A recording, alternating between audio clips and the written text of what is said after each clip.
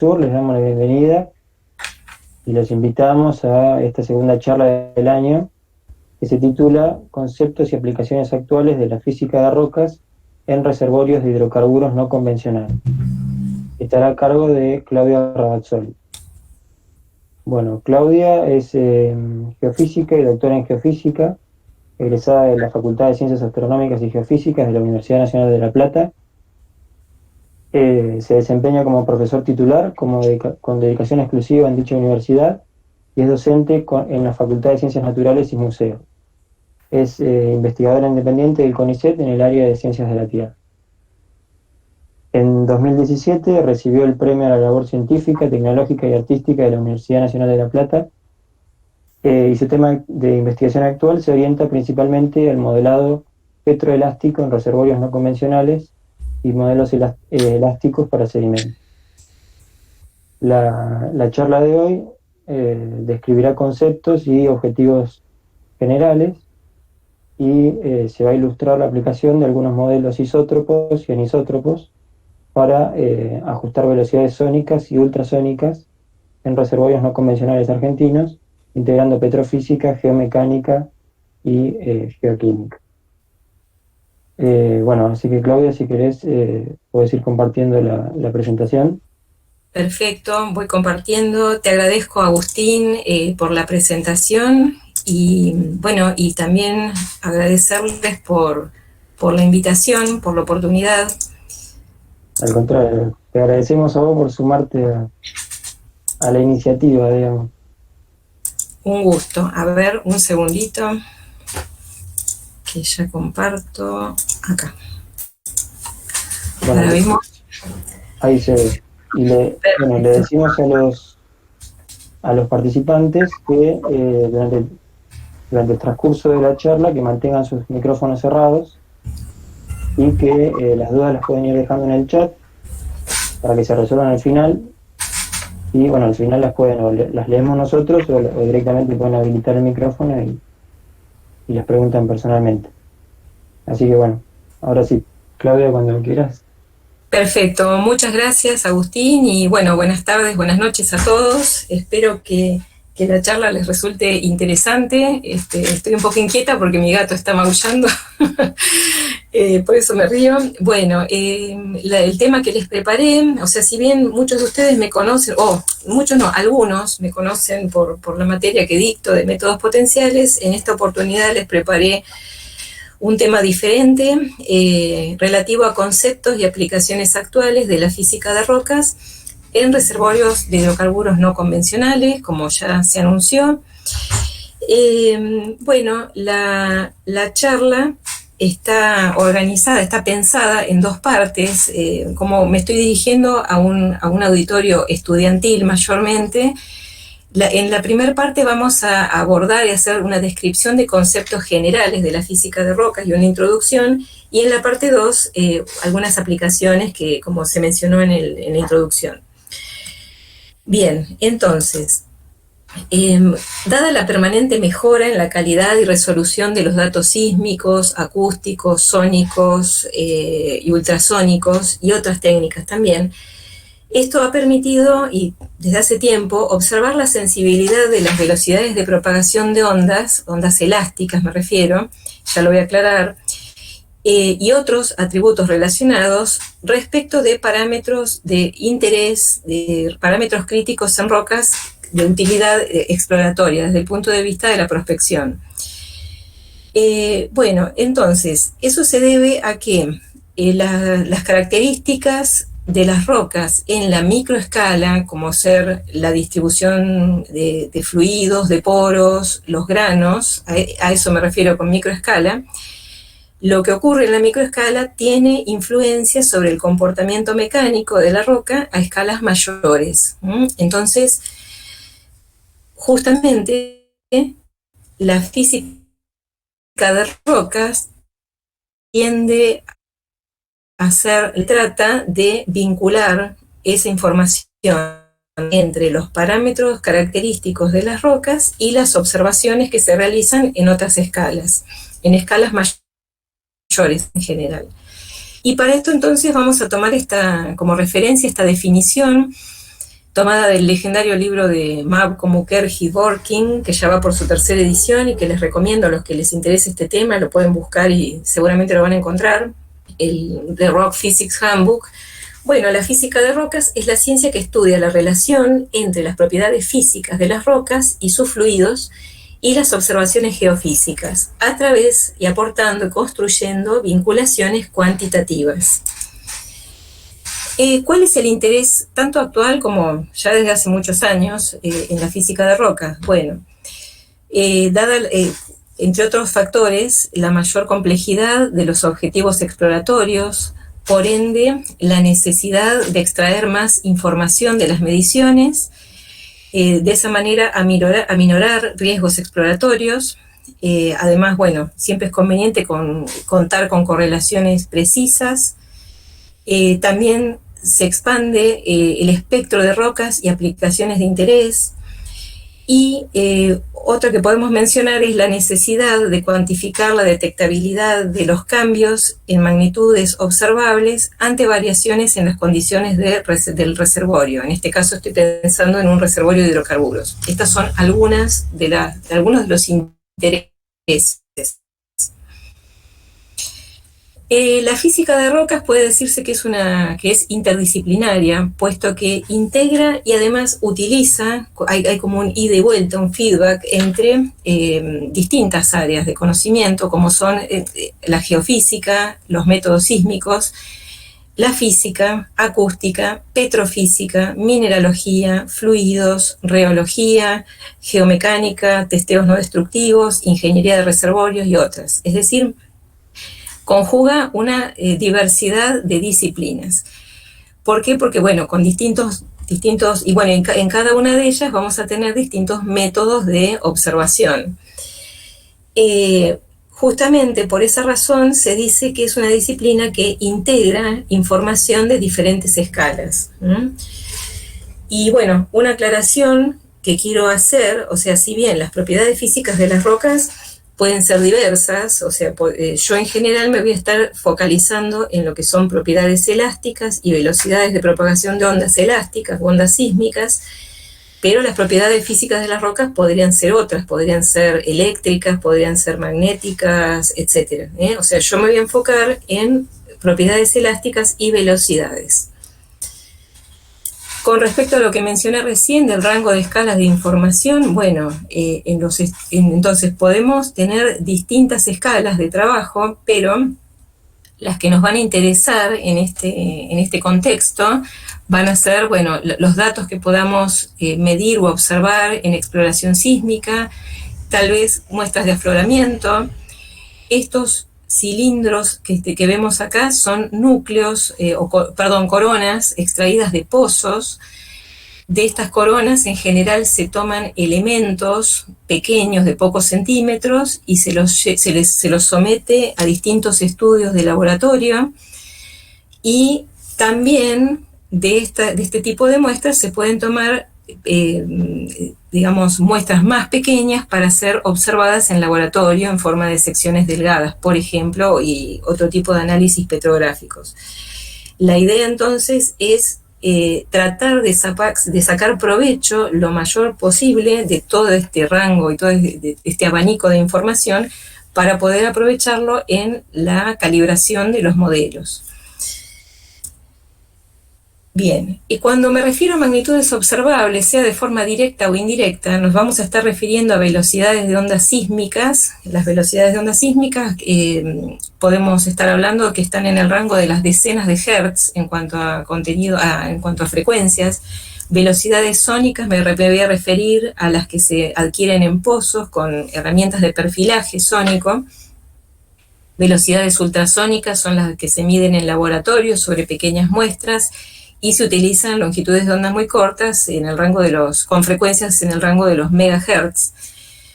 Bueno, también módulos elásticos que se obtienen a través de ensayos geomecánicos, impedancias acústicas y elásticas, amplitudes sísmicas, coeficientes de reflexión y otros atributos que, bueno, sería muy largo de detallar, ¿no? Pero estos considero que son los más relevantes.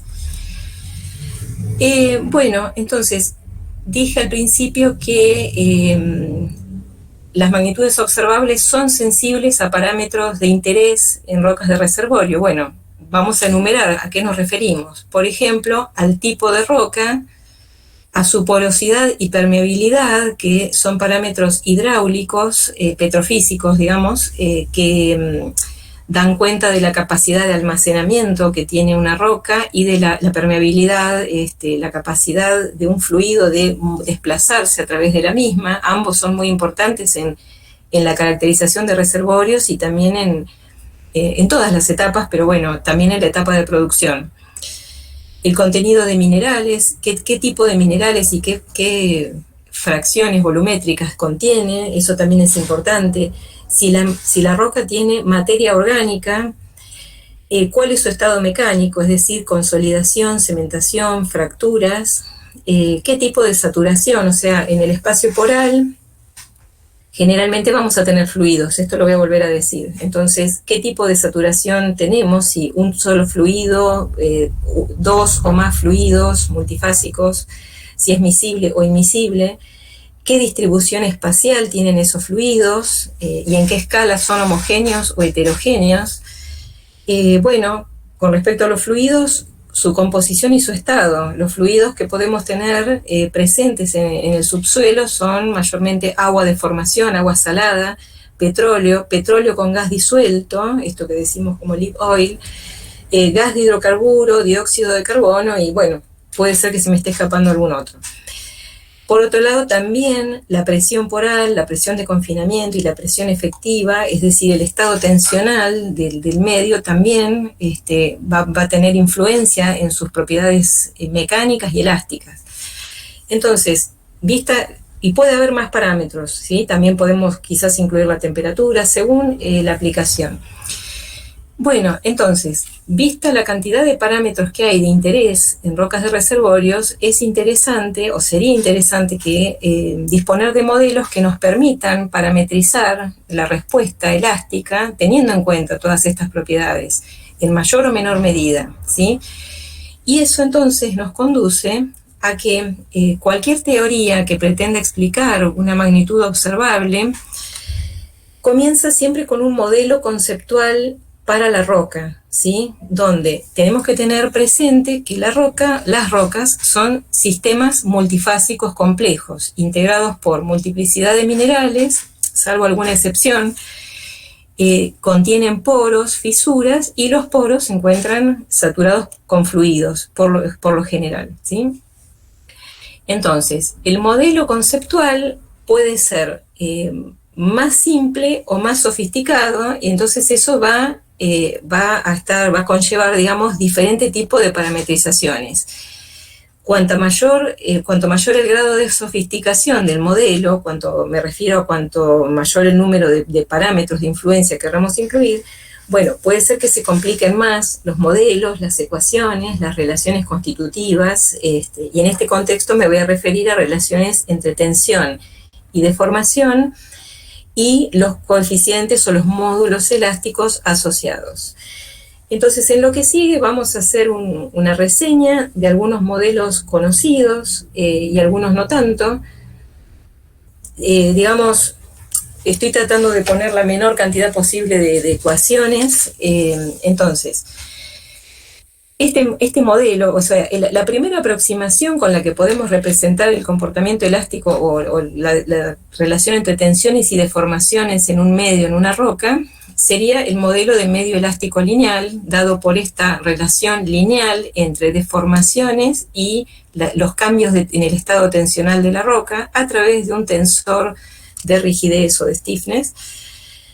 Bueno, digamos que esta es la expresión general, pero a los fines del trabajo y para simplificar cálculos, se suele utilizar la simplificación o la aproximación de medio isótropo, es decir, un medio en el cual sus propiedades, sus velocidades, no son dependientes de la dirección de medición o de la dirección de propagación de la onda.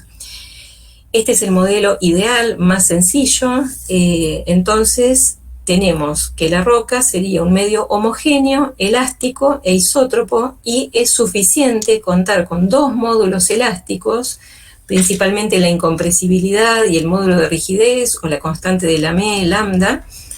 Con 2 módulos es suficiente para calcular, para poder evaluar las velocidades de propagación de las ondas corpóreas P y S. Además necesitamos conocer la densidad de ese medio. Pero ¿qué pasa? Bueno, en muchos casos la aproximación isótropa no es la más adecuada, dado que se observa una manifiesta anisotropía, es decir, una dependencia de las velocidades según la dirección de propagación de las ondas. Y luego lo vamos a ver.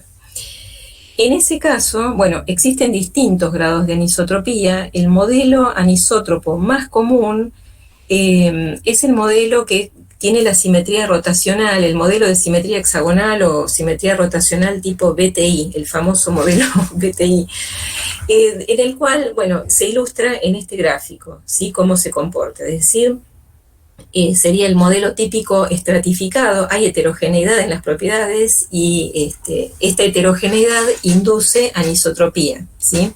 Con un comportamiento simétrico respecto de un eje, digamos, normal al plano de la estratificación.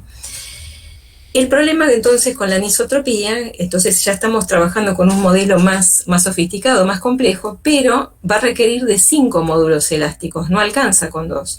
En el caso isótropo, con 2 medidas de velocidad, una velocidad P y una velocidad S, ya tenemos todo resuelto en cuanto a los módulos elásticos. Mientras que en un caso anisótropo como el BTI, que lo pongo de ejemplo, pero no es el único, hay otros modelos con menores simetrías y por lo tanto con mayor número de coeficientes, vamos a necesitar al menos 5 mediciones de velocidad, como estamos detallando acá, en distintas direcciones, normal a la estratificación, paralela y en algún ángulo oblicuo, como para tener definidos los coeficientes elásticos de la roca. Bien, esto luego lo vamos a ver. Otra de las aproximaciones para describir como modelo conceptual para las rocas y que ya tiene un poquito más de complejidad son las teorías de medio elástico efectivo. Son teorías válidas para longitudes de onda mucho mayores que las dimensiones características de las heterogeneidades. Y bueno, pensemos por ejemplo en este medio formado por distintos constituyentes. Si pensamos en el caso de una roca, podemos tener fluidos y distinto tipo de minerales.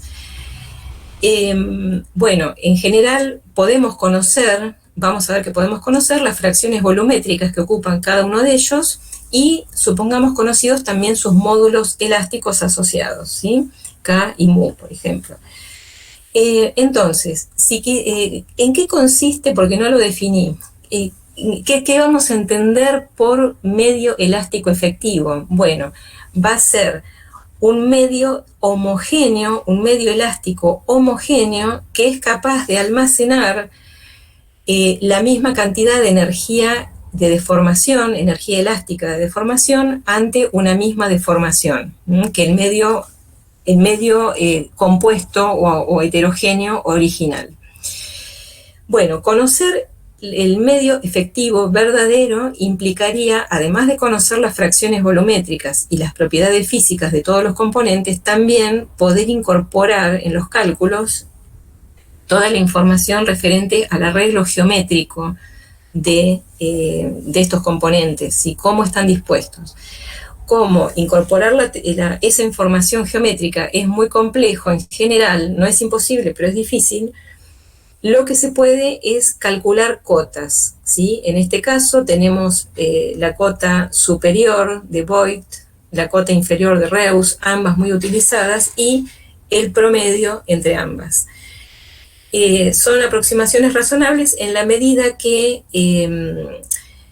los parámetros elásticos de los medios de los distintos constituyentes no sean muy diferentes. El problema se puede dar si uno de estos constituyentes es un fluido. En ese caso las cotas se separan mucho y no son muy efectivas. Bueno, a posteriori de estas aparecieron las cotas de Hashing y Strickman, que corresponden a otra disposición geométrica, y resultan cotas más ajustadas, así que dan una aproximación mejor, ¿sí? Bien, entonces, hasta acá hemos descrito muy rápidamente la posibilidad de pensar en una roca como un medio elástico homogéneo y en este caso, a través de teorías de medio efectivo, como un medio heterogéneo que es reemplazado por un medio homogéneo equivalente. Parece un trabalenguas. Bueno, entonces, en ambos enfoques hasta acá, lo que está sucediendo es que la roca, o tanto los desplazamientos como la deformación o la tensión, se representan a través de un único campo de desplazamientos, ¿sí? Es decir, y no se está teniendo en cuenta la posibilidad de diferentes desplazamientos entre fluidos y sólidos, entre matriz de roca. Entonces, bueno, para eso se introduce el concepto de medio poroso y el campo de la poroelasticidad y la poromecánica introduce entonces la descripción de la roca como medio poroso, que es aquel que posee poros o espacios vacíos distribuidos con cierta homogeneidad. El esqueleto del material se denomina matriz y, bueno, todo el resto se denomina espacio poral. Entonces, el medio poroso se puede descomponer de esta manera. Y acá tenemos un buen ejemplo en el rincón. Estos poros, como ya vengo diciendo, suelen estar ocupados por fluidos, en estado líquido o gaseoso. Y también ya mencionamos que la porosidad, que es la fracción del volumen poral, es la fracción de volumen ocupada por poros, es un parámetro muy, muy característico de estos medios. No es el único, pero es muy relevante. Entonces, la idea de la poroelasticidad consiste en tratar a la roca, que como decimos es un medio multifásico constituido por multiplicidad de minerales y fluido, tratarlo con el concepto, con la idea de un sistema físico en el cual todas las partes intercambian energía entre sí, interactúan mecánicamente entre sí. Me refiero a que si se comprime la matriz sólida, eso le transmite compresión al fluido, si se dilata el fluido, le transmite compresión al sólido. Y también hay gastos de energía, disipaciones, debido a la fricción viscosa del fluido, respecto de la matriz sólida, ¿sí? Entonces, todos esos aspectos fueron un avance, digamos, en este aspecto y son tratados por las teorías poroelásticas. Una de las más relevantes es la dada por el modelo clásico de Gassman, ¿sí? Es una teoría muy, muy utilizada para sustitución de fluidos. Y bueno, parte de un modelo conceptual de matriz de roca sólida, elástica, isótropa y homogénea con poros interconectados, ¿sí? Muchas idealizaciones. Pero tiene la ventaja de que no es necesario introducir información sobre la microestructura de la roca y bueno, es un modelo muy, muy aceptado en distintos ámbitos.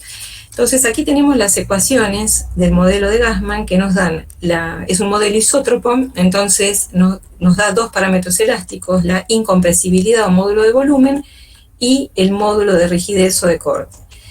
La incompresibilidad entonces depende de la incompresibilidad de la roca seca más un término, una modificación, que depende de la elasticidad de los granitos individuales, de la porosidad efectiva o interconectada y el módulo de volumen del fluido que satura los poros.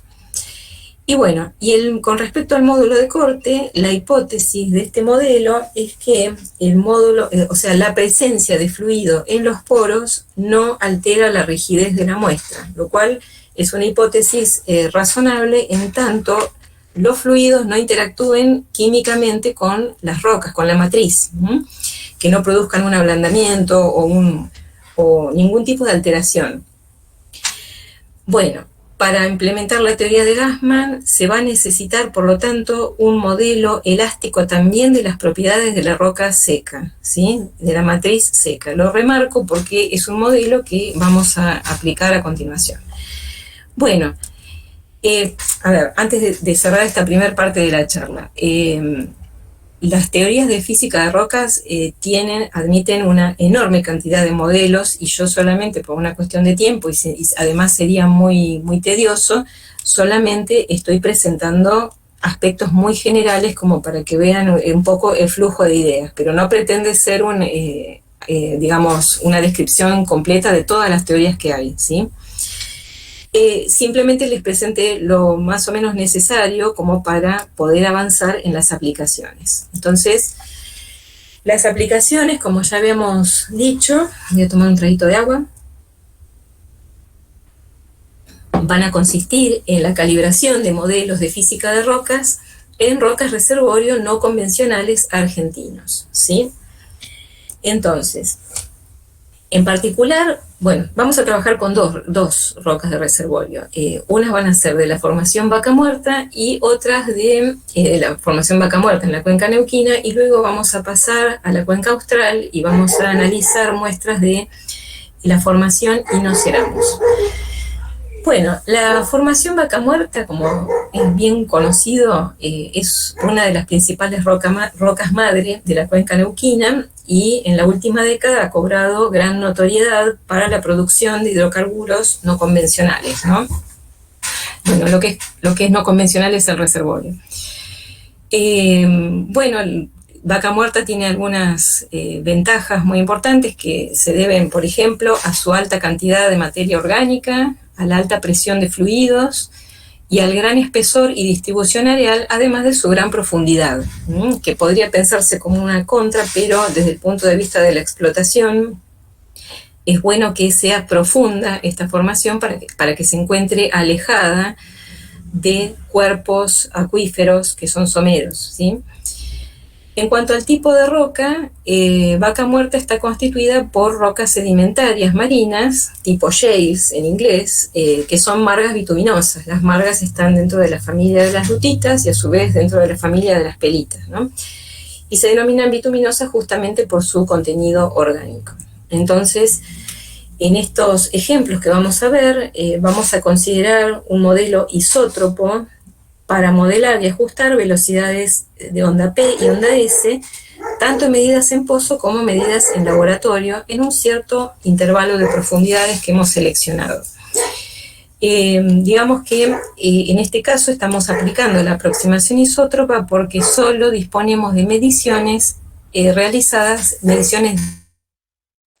en dirección vertical. Como dije, para calibrar un modelo anisótropo son necesarias mediciones multidireccionales, que en este caso no las tenemos, por ahora no las tenemos. Bueno, este gráfico pretende ilustrar, no sé si está del todo claro para todo el auditorio, la diferencia entre un reservorio convencional y uno no convencional, donde en el convencional, bueno, esta formación en color gris que estoy señalando es la roca madre. En el caso de un reservorio convencional, a partir de la maduración termal de la roca, perdón, de la materia orgánica, se liberan hidrocarburos en forma de petróleo y gas, y por distintas vías de migración pueden almacenarse, quedar atrapados en una roca reservorio, la que además tiene que tener un sello hidráulico. Mientras que en los reservorios no convencionales, como en este caso de Vaca Muerta, bueno, la maduración y la falta de comunicación hidráulica, digamos, hace que el hidrocarburo que se produce, que digamos por maduración se genera, queda en la misma formación. Entonces la roca es a la vez roca madre y roca reservorio, y por eso para su extracción debe ser estimulada y debe ser fracturada, por ejemplo, hidráulicamente. Bien, ya vengo mencionando un par de veces el concepto de materia orgánica, y bueno, es una característica muy distintiva y muy importante en las rocas madres y en los reservorios no convencionales de los que estamos hablando. Esta materia orgánica es un sólido que lo vamos a denominar querógeno, digamos que es un punto intermedio es un paso intermedio hacia la generación del hidrocarburo, ¿sí? Bueno, por la composición química de esta materia orgánica sólida contiene carbono, contiene cierta cantidad de carbono, y al carbono asociado a la materia orgánica se lo denomina carbono de origen orgánico, para distinguirlo del carbono que pudiera existir en la roca asociado a las rocas carbonáticas, por ejemplo, ¿sí? A las calizas, y bueno. Entonces, el carbono de origen orgánico es un parámetro muy importante para caracterizar a este tipo de rocas y se suele medir. Hay más de una forma de medirlo, pero la forma más común, hasta donde yo conozco al menos, es si se realiza en laboratorio sobre muestras, se utiliza la técnica de pirólisis, ¿sí? Que es una especie de combustión que se realiza sobre la muestra de roca y se mide la cantidad de dióxido de carbono liberado. Bueno, con respecto al TOC, que es la forma en que se abrevia el carbono orgánico total, en exploración son de interés aquellas rocas madres en las cuales ronda entre el 2 y el 10%. Lo interesante es que el contenido orgánico también se puede cuantificar y se puede detectar en pozos, combinando un análisis de distintos perfiles y de distintos métodos, como son principalmente el perfilaje de resistividad y la espectroscopía de rayos gamma en pozos, ¿sí? También el perfil de densidad es útil. Bien, entonces, como vimos antes, para construir un modelo físico necesitamos conocer la fracción de volumen de los minerales, pero en este caso también vamos a necesitar, cuando haya materia orgánica, además de los minerales, necesitamos también la fracción volumétrica del querógeno, o de esta materia orgánica, cuánto espacio, cuánto volumen ocupa en la matriz de la roca, y también vamos a necesitar sus propiedades físicas, su densidad, sus parámetros elásticos. Bueno, se puede demostrar esta relación, o sea, hay formas de vincular entonces la fracción volumétrica del querógeno con la medición de TOC, conociendo además la densidad, el perfil o los valores de densidad y la densidad del querógeno y una constante, un coeficiente relacionado con el grado de madurez y con el tipo de querógeno. Como dije antes, los coeficientes elásticos del querógeno, K sub K y mu sub K, también van a ser de importancia para el modelado. Entonces, pero bueno, ya estoy adelantando que todo este conjunto de coeficientes físicos relacionados con el querógeno no son tan fáciles de determinar y en nuestro modelo, en nuestra calibración, los vamos a determinar utilizando técnicas de inversión. Bueno, con respecto a los datos que vamos a utilizar, aquí les ilustro un mapa de la formación Vaca Muerta, o sea, sí, de la cuenca neuquina, no de Vaca Muerta, la cuenca neuquina, y los distintos colores indican las ventanas, como se dice, ¿no? de fluidos, de producción de fluidos. Por cuestiones de confidencialidad no podemos dar detalles de la ubicación ni del nombre del pozo de donde estamos utilizando datos, pero sí podemos decir que está ubicado en esta región que corresponde a la zona de petróleo negro.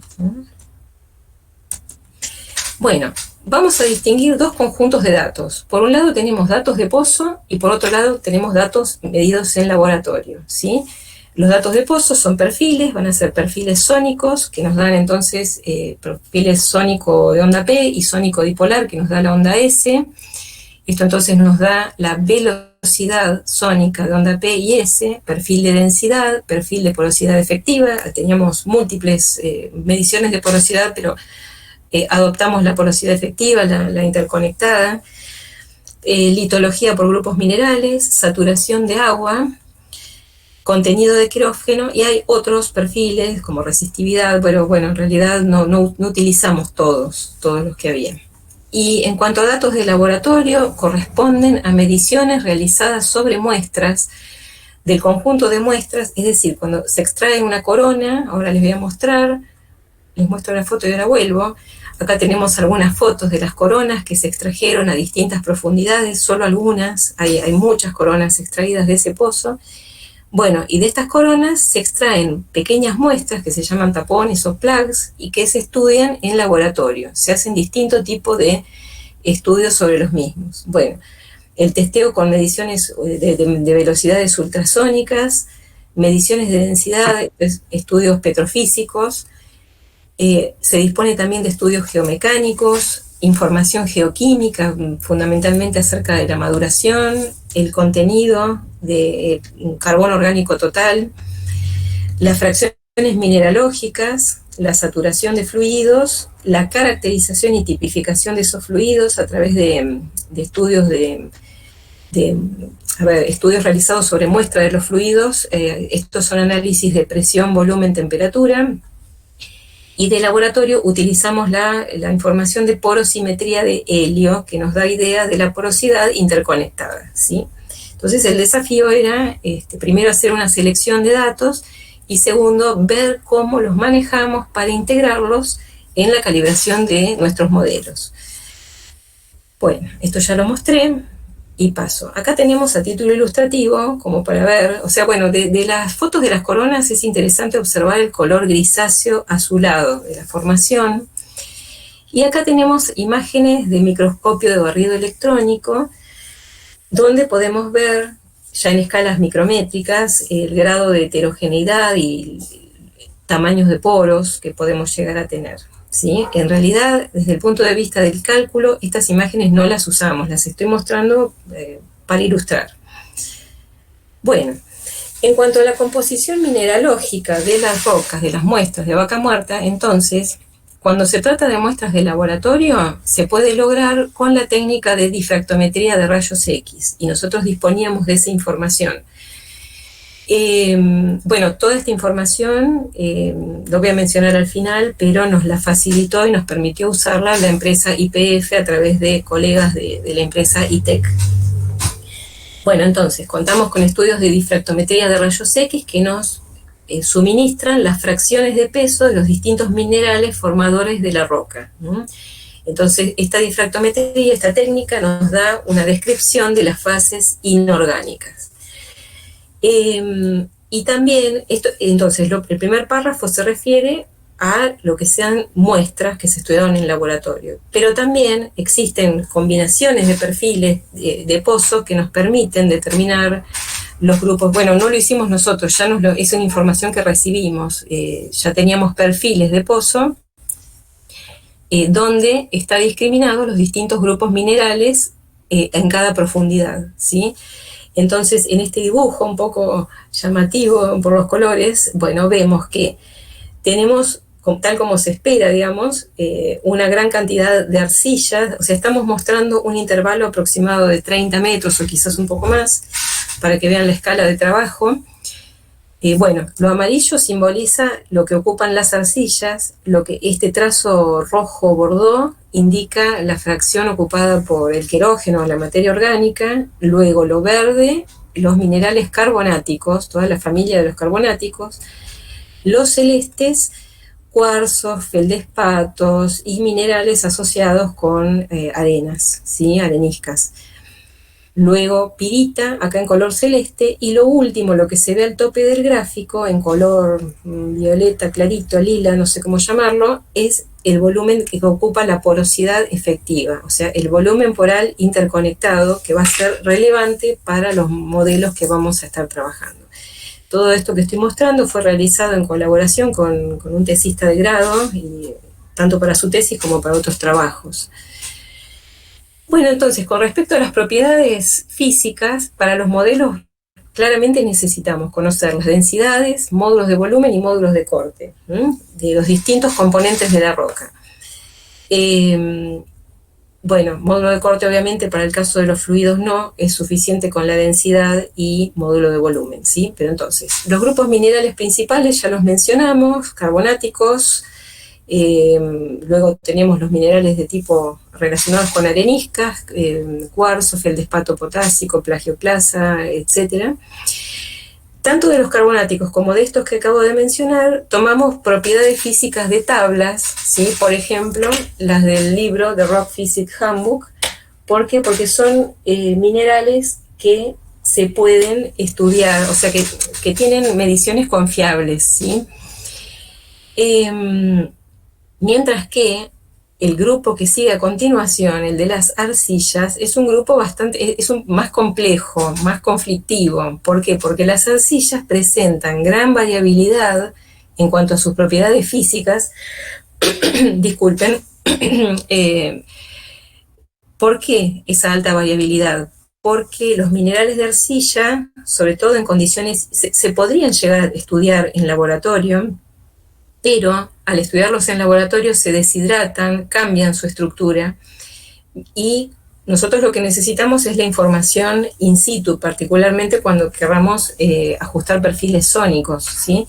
Entonces, las arcillas sufren un proceso, digamos, de en contacto con el agua de formación, se hinchan, se hidratan, y además tienen un agua ligada que también cambia sus propiedades, un bound water en inglés, ¿sí?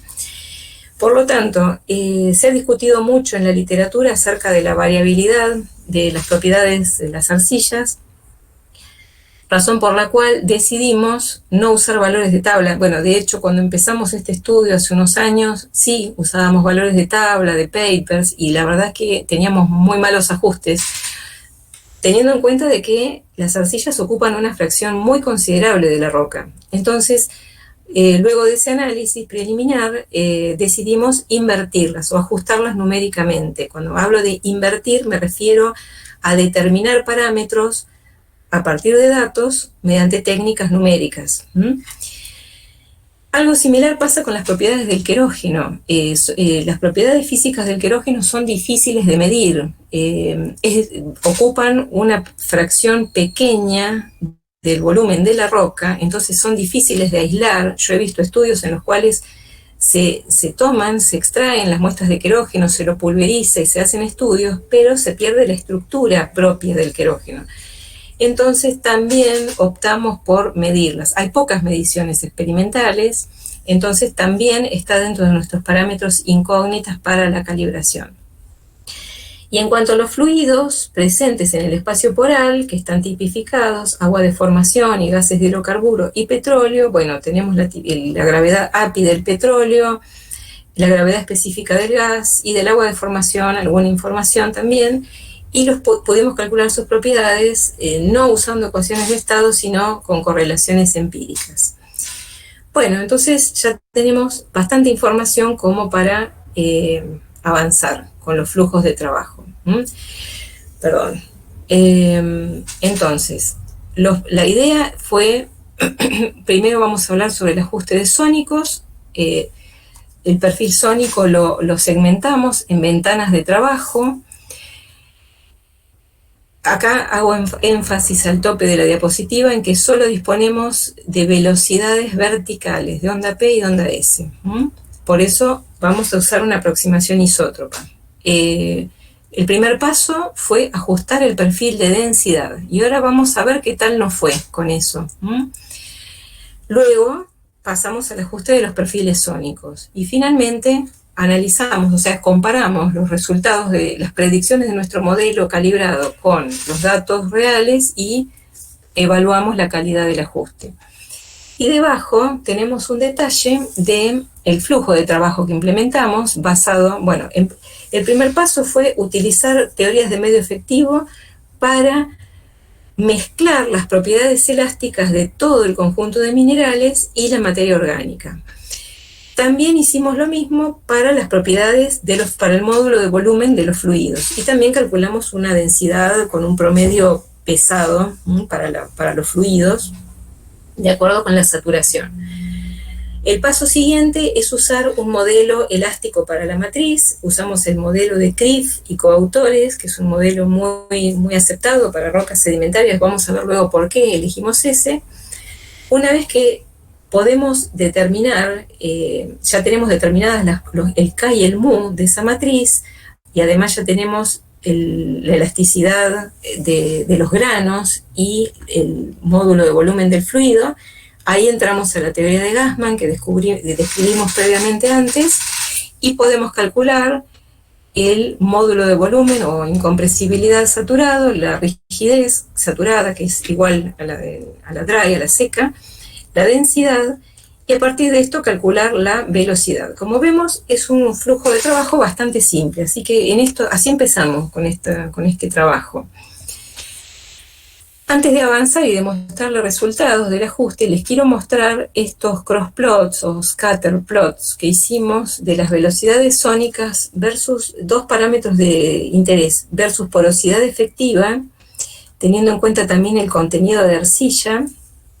Entonces, a la izquierda tengo para ondas P y a la derecha para ondas S. Como vemos, los rangos son diferentes, son siempre inferiores las velocidades de onda S.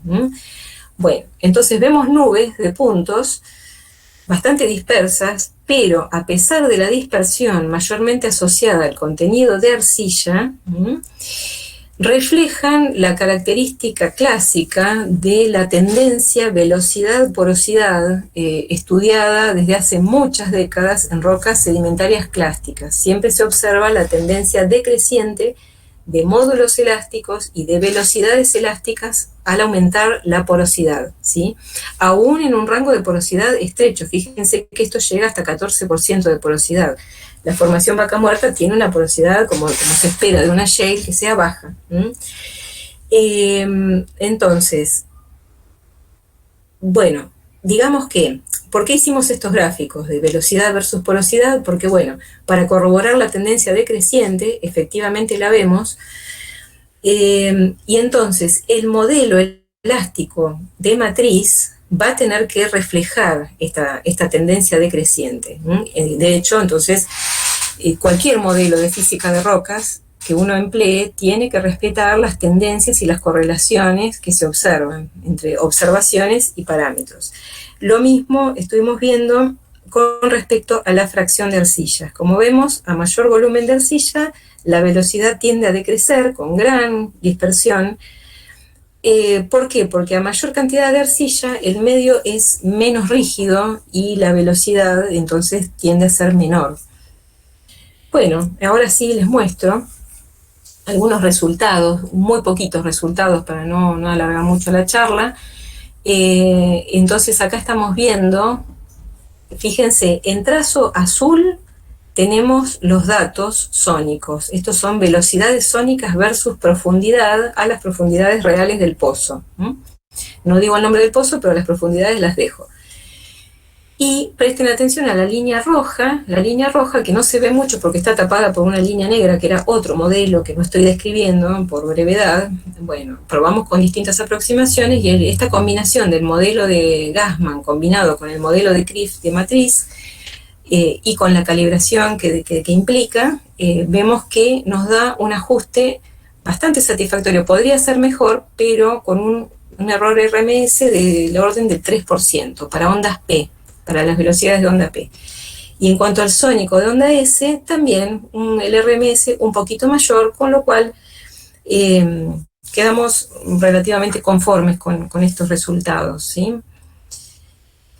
En cuanto al ajuste del perfil de densidad en el mismo intervalo, no quedamos tan contentos, hay cosas que se podrían mejorar, hay cierto grado de desfasaje.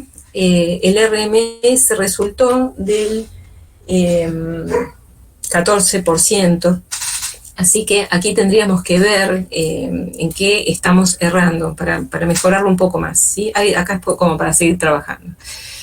Bueno, y entonces, para completar la descripción de estos resultados sobre Vaca Muerta, entonces les muestro ahora muy escuetamente un ajuste de velocidades ultrasónicas. O sea, lo anterior eran velocidades de pozo, velocidades en el rango de los kilohertz. Estas son velocidades adquiridas en el rango de los megahertz. Son otras longitudes de onda. Y acá tenemos una foto donde se ilustra algo del equipamiento que se necesita para realizar el experimento de transmisión de pulsos, donde se emite un pulso, una fuente ultrasónica perturba y viaja a través de la pequeña muestra, y con transductores entonces se registran estos sismogramas de transmisión, no son de reflexión sino de transmisión. Bueno, el azul, lógicamente, es el de onda P, porque fíjense que el primer arribo es mucho más temprano que el que sigue, que está en rojo, el de onda S. A partir de las dimensiones características de la muestra y de los tiempos de viaje, se pueden determinar estas velocidades ultrasónicas, ¿sí? Bueno, y entonces, acá en el gráfico de la derecha, lo que tenemos son los ajustes que logramos con estos modelos sencillos, isótropos, la misma combinación que hicimos en el ultrasónico, pero entonces ahora con 7 muestras de pozo y medidas en el rango ultrasónico, ¿no? donde, bueno, encontramos que hay cosas que se pueden seguir mejorando, los errores no son tan malos, 3,4% y para onda P y 5% para onda S. Así que esto nos da la idea de que nos hemos aproximado bastante bien, pero sigue habiendo cosas que mejorar. Y para avanzar un poco más en la charla, ahora les muestro muy cortito los resultados entonces de un modelo en el cual todavía estamos trabajando. Esto se está haciendo para la tesis doctoral del geofísico Guido Paniza, que es una tesis doctoral en curso. En este caso, como les había anticipado, estamos utilizando datos de 2 pozos en la cuenca austral y específicamente en la provincia de Tierra del Fuego. Bueno, la formación no convencional, tipo shale, son lutitas orgánicas, por ahí no lo estoy diciendo con la debida propiedad geológica o litológica, pero bueno, tienen características bastante similares a las de Vaca Muerta, en cuanto a que son rocas sedimentarias tipo lutitas con contenido orgánico. Y vamos a estar trabajando en la formación Inoceramus, que es así como se denomina a la roca madre en la zona de la roca madre de la cuenca austral, en la zona de Tierra del Fuego. Y el objetivo es similar, calibrar modelos de velocidad para ondas P y ondas S, pero en este caso el modelo es de mucho mayor complejidad porque tiene en cuenta la anisotropía elástica y además para estados tensionales variables, estados tensionales triaxiales. O sea que es un modelo bastante más complicado que el primero que presenté, pero lo voy a describir muy brevemente. Con respecto a la anisotropía, que hoy anticipé al principio de la charla, bueno, existen diferentes causas de anisotropía en las rocas, como ser la anisotropía intrínseca cristalina a escala de minerales, la anisotropía asociada a la fábrica de la roca, es decir, a la configuración, al arreglo geométrico de los componentes, la presencia de lo que llaman defectos mecánicos como fracturas, grietas, poros, uniones entre granos, y el estado tensional también puede ser fuente de anisotropía. Y en este tipo de rocas, en las shales, los mecanismos fundamentales o los causantes fundamentales son la alineación de los minerales de arcilla, la alineación de poros no esféricos y la alineación de microfracturas y la laminación del material orgánico. Así que todas estas pueden ser las causantes de la anisotropía que verdaderamente se verifica en esta formación. Como modelo conceptual, entonces, bueno, estamos descomponiendo la roca de acuerdo con los modelos que estamos implementando, en parte basados en la literatura y en parte a modificaciones que estamos realizando nosotros. Bueno, la roca la vamos a descomponer en una matriz inorgánica que va a estar formada por los minerales isótropos como cuarzo, feldespato, pirita y carbonáticos, que están bien representados por un modelo isótropo, y luego vamos a tener los minerales de arcilla, los minerales arcillosos que tienen características anisótropas. Bueno, y después, además de la matriz inorgánica, vamos a tener lo que es el relleno, que vamos a considerar que es el querógeno y los fluidos móviles, ¿sí? Fijémonos que acá entonces tenemos la porosidad efectiva y distinguimos también la porosidad total, que puede incluir entonces, la porosidad total va a ser la porosidad móvil, también la porosidad que pueden tener en el dominio arcilloso y los poros intrínsecos del querógeno. Bueno, para poder calibrar un modelo anisótropo, como ya anticipé, necesitamos tener direcciones multidireccionales. En este caso disponemos de mayor información que en el caso de Vaca Muerta, así que pudimos avanzar en esa dirección y disponemos de 7 muestras en el pozo 1 y 4 muestras en el pozo 2. En este caso también nos reservamos el nombre. Y bueno, a ver, entonces, bien, para proceder al ajuste de las mediciones, estamos usando teorías anisótropas, teorías poroelásticas anisotrópicas, como son las de Cis y Shapiro, que es una extensión de la teoría de Gassman, con un relleno poral sólido, y no, en este caso estamos considerando sólido y fluido, combinado con la teoría de Shapiro y Casselow, que se denomina Porosity Deformation Approach. Es una teoría que permite explicar las variaciones de las propiedades mecánicas de las rocas con el aumento de la presión de confinamiento, y está basado principalmente en el cierre de los poros deformables. Bueno, es una teoría bastante compleja, y entonces, para poder calibrar los modelos, tuvimos que determinar una buena cantidad de parámetros, integrando la información acústica, petrofísica, litológica, la información sobre materia orgánica y los métodos de inversión.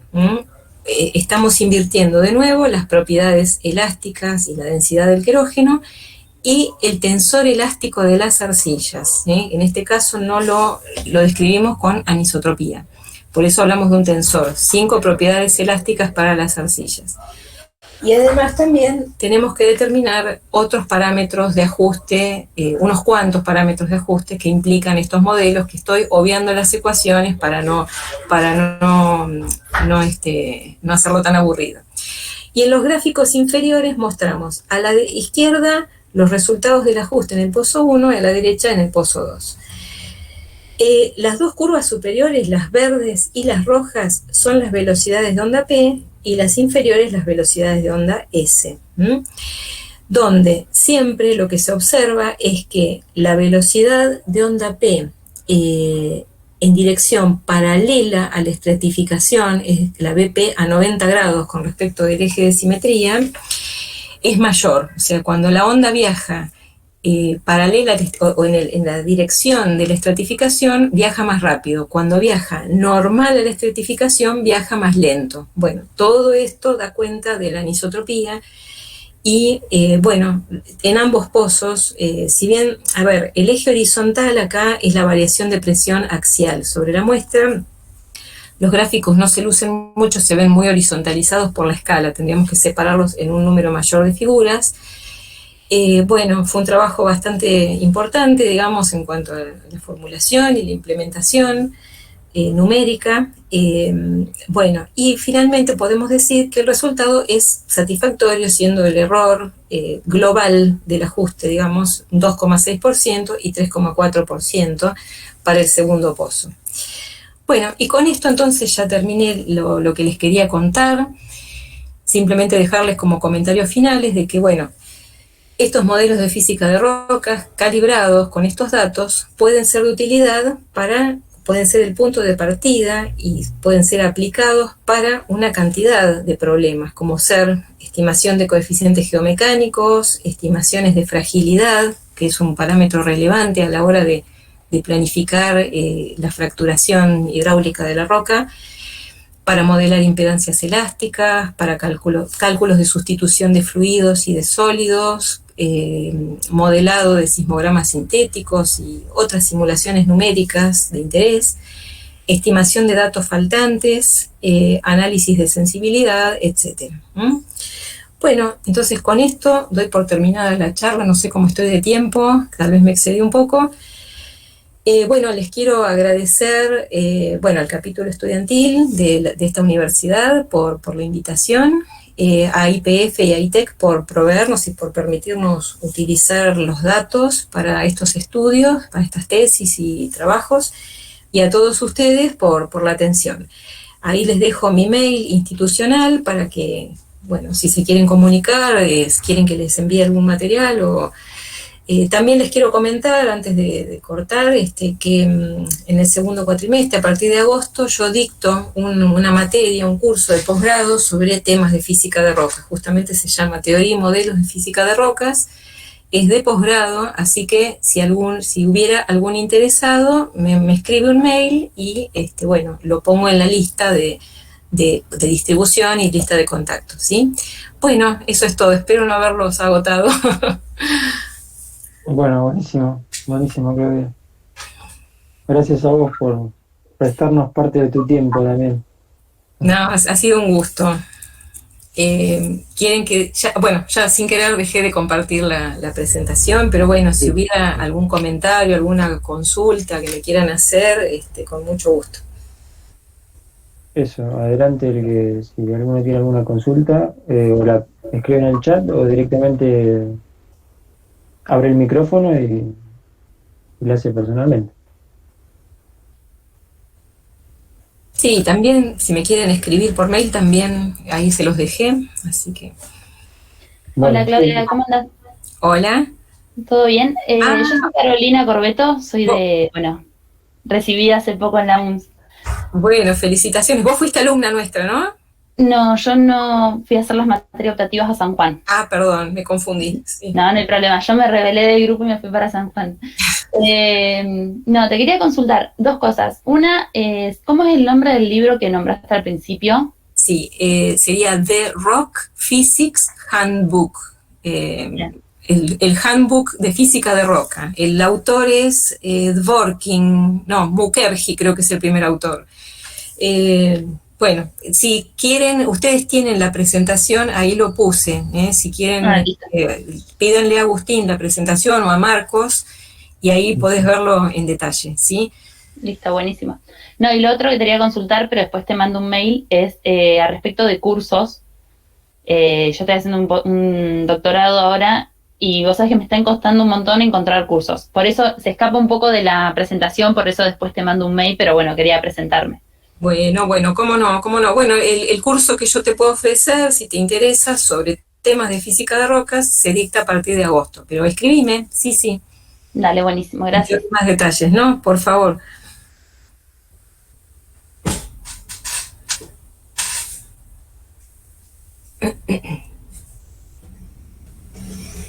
Ahí pasó el título del libro.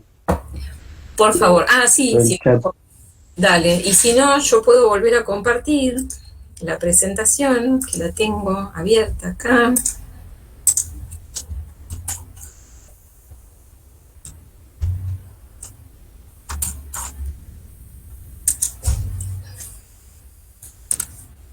Así todos lo pueden ver. Acá. A ver. Está a la vista, ¿verdad? Sí. Sí, saben buscar en internet material y libros, papers, bueno, creo que no van a tener problema en encontrarlo. Y bueno, ha pasado por distintas versiones, distintas ediciones, y bueno, hay una, la más reciente es la del 2020.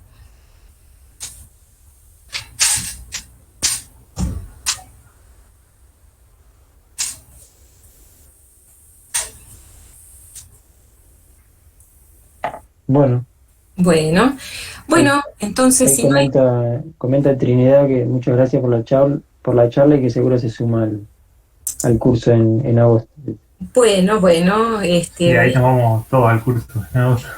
Bueno, espero que les sea interesante. Muy interesante, sí. Y les sea de utilidad para lo que están haciendo cada uno en sus caminos, en sus carreras, ¿sí? Yo tenía una pregunta del contenido de querógeno en los datos de pozo, cómo se calculaba, pero bueno, después mostraste justo que era por inversión, así que así, digamos. Claro, bueno, el contenido de querógeno en realidad nosotros no lo invertimos, nosotros lo recibimos ya elaborado por petrofísicos, ¿sí? Bien. Porque en laboratorio sobre muestras se hace pirólisis, ¿sí? Donde se somete la muestra a una combustión. Pero en un pozo no hay manera de hacer eso. Entonces se utilizan perfiles, por ejemplo, perfil resistivo, porque la presencia de querógeno aumenta la resistividad, no es conductivo, no es tan conductivo, entonces aumenta la resistividad y para cuantificar el contenido de materia orgánica, el carbono orgánico total, se utiliza la herramienta de rayos gamma, o sea, una herramienta radiactiva espectral, con distintos componentes. Es muy complejo todo eso, no podría explicarlo. Entonces, el dato de pozo, el dato se puede medir en pozo, será con distinta calidad, distinta precisión. De hecho, bueno, los petrofísicos hacen una calibración entre las mediciones de pozo y lo que se mide en las muestras de laboratorio, ¿no? Justamente para eso lo hacen. Y a nosotros tomamos esa fracción y bueno, luego podemos transformarla a fracción volumétrica. Claro, está. Bien. Bueno, gracias, Claudia. No, por favor.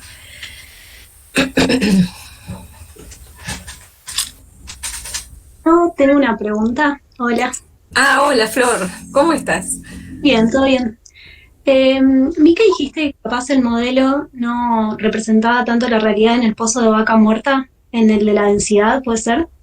Bueno, a ver, se podría mejorar la calidad o sea, representa a grosso modo, pero teníamos un error de ajuste un poquito mayor que con respecto a las velocidades. Así que probablemente, no sé exactamente cuál era tu pregunta, pero probablemente al tener tantos minerales y tomar densidades de tabla, tal vez estemos teniendo diferencias, no estemos usando los parámetros físicos más indicados, ¿no? Porque uno va a los libros, van a ver, si los que busquen el Rock Physics Handbook, bueno, van a ver en las últimas páginas que hay cantidad de páginas con parámetros físicos, de minerales, de fluidos, mediciones de velocidades, etcétera, ¿no?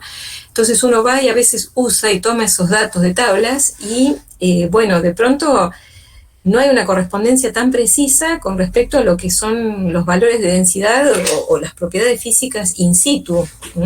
Eso puede estar pasando, que tendríamos que investigar un poco más. Mi pregunta era si habían chequeado el caliper del pozo, porque capaz quizás no es tanto un problema del modelo, sino de la medición de la herramienta. Sí, es muy acertada tu observación. Sí, en ese momento chequeamos el caliper, que no estuviera perturbado, digamos, sí. Claro, sí, por eso mismo. Sí, porque todo lo que son perfiles de pozo, donde hay un derrumbe de la pared del pozo, se altera notablemente, pero lo hicimos esto hace un tiempo largo, tendría que volver a chequearlo. Es muy buena la sugerencia, sí, sí. Bueno, gracias. No, gracias a vos, Flor.